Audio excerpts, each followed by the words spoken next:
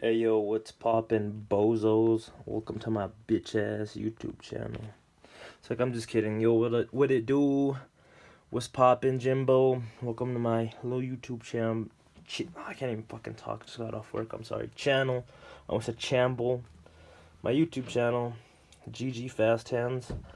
In today's quick little unedited rough cut video, I'm gonna be doing a little sketchbook tour of my comic.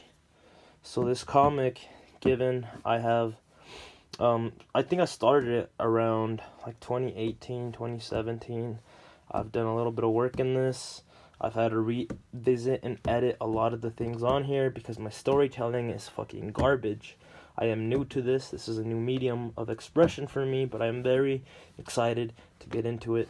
And I just recently started putting in more work in it. Without further ado, you didn't come here to watch me fucking just babble on about shit. Let's get the tour started. So the cover, this sticker is done by my friend Santi at Scummo on IG. If you want to follow him, he does a lot of cool art as well. Of course, my other YouTube, as some of you may know, part of the Scum Chugs. We be doing some chugs up in that bitch. Pretty self-explanatory. CV, College View, my homie Jesse, and a collective of friends. Paul, who is a really good friend of mine, and my tattoo artist as well. He'd be doing almost all the tattoos that I have on. In case you haven't seen those on IG and just clips of me, he does a lot of them. Be sure to follow him at collegeview.co. College View, they have their own clothing, so definitely go buy some shit.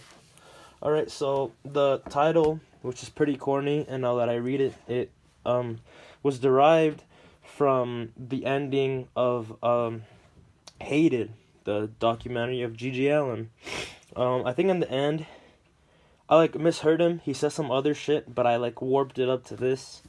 He said it must have been a lonely life or some shit like that. I don't know. This was years ago. I got the idea because I thought the documentary was pretty cool and I related a lot to it. So I titled mine "It Must Have Been a Lonely Life" by G.G. Fast Hands. And it starts off with a poem. Probably not gonna really read that. If you want to pause the video, read it, go ahead. I don't know, fucking wrote this shit 2 fucking years ago, you know? Within that time, a lot of things do change, but the premise behind this is still the same. It is still a book written by a schizoaffective disorder person for schizoaffective disorder people, and also people who don't have the mental illness. I mainly wrote this for both sides, you know, the side that doesn't have it, family members, friends. It'd be cool if they read some of this and got a good understanding as to their friend, you know, or a family member who's going through this, who barely got diagnosed. You know, I think it would be nice to have that. That's why the first chapter is pretty self-explanatory. Chapter 1, schizoaffective disorder. So for every chapter, I want to do a big spread like this, just a big spread to introduce the chapter, kind of set some themes to it, and to get a little bit creative. This in particular doesn't really have a theme. It's just like I said, I really started getting down to the premise and idea of what I wanted to do with this book barely this year, and now I kind of have a basic idea of how I want to run this shit. First page. This is the very first page. My handwriting is very tiny and small, so you can't really see that. If you want, go ahead, pause it, read it. I think with this channel, I'm going to do a lot of skits, of course, obviously, duh. But I do also want to do some time-lapse videos of me, flipping, you know, just working on stuff. You'll see how my techniques and all the things I use to make this. I want to make time-lapse videos of me drawing. And of course I want to do more sketchbook tours because I have quite a bit of them that I've put quite a bit of work into, one of which I'm almost done with. Second page. Alright, I couldn't think of anything really to write for this bottom one. I kind of just wanted an excuse to draw some of this shit on the bottom here. So I mean, I drew that, and then the top, it's kind of irrelevant to the whole story. I just wrote a bunch of shit that I was feeling at the time, expressing myself. This isn't the part of the book that I want people to really fixate on, because it's not really important. It doesn't start getting important until the next page, and I think from here on out, I'm gonna really get better at my storytelling and my, like my portraying what I want to portray, living with this illness as. Little by little, I'll learn to express it in words. Hopefully, right now I could just express it in images. But this is the next chapter. I'm done. Not chapter. This is the next page. As you can see, I have the word thingies out before the drawing. Usually I do the drawings first, and then I input the words. And I edited a lot of the words that I said, because I didn't like a lot of the word usages that I used. I don't know, it didn't really convey what I was trying to get across the way, as genuine as I wanted it to.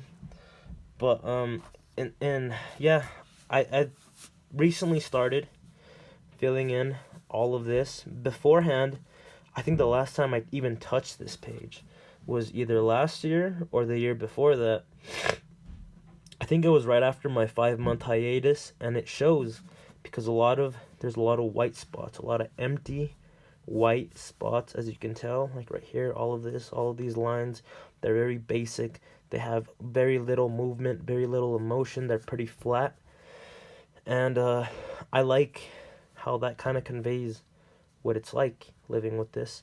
And then you have the contrary, to where and the way I'm describing this, it's actually a comment that I got off of my art by another fellow schizophrenic, which I thought was awesome.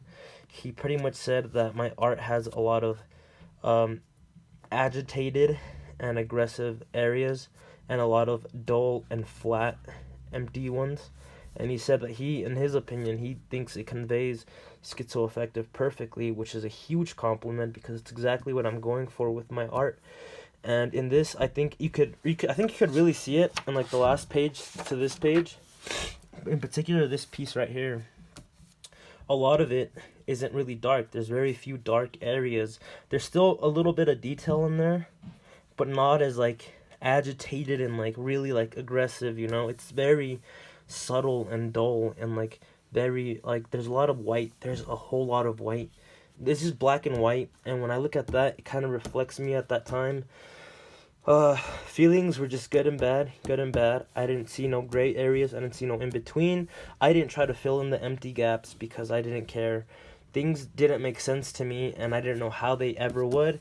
And I feel like now things make a lot of sense to me, and I am perfectly putting that down onto paper with ink as to how cluttered my mind is and how expressive I am now. Since I've been off medication, for those of you who may know me personally, I've been on medication for about I've been off medication for about 8 months, and I have made tremendous progress within those 8 months. Enough so that I have been way more influenced to make more art and drawings. I would like to show you guys my another current piece that I'm working on, but I don't want to give that one away, because I'm pretty excited about that one. It's a pretty big piece, and yeah, be on the lookout for that one. That's kind of the end of this tour. There's not really much after this. Big sketchbook, I need to finish it. I want to keep this video short. I'm already reaching like the 9-minute mark. I'll definitely do more sketchbook tours along the road. I don't know how much memory I have on my phone, so I'm gonna leave it at that.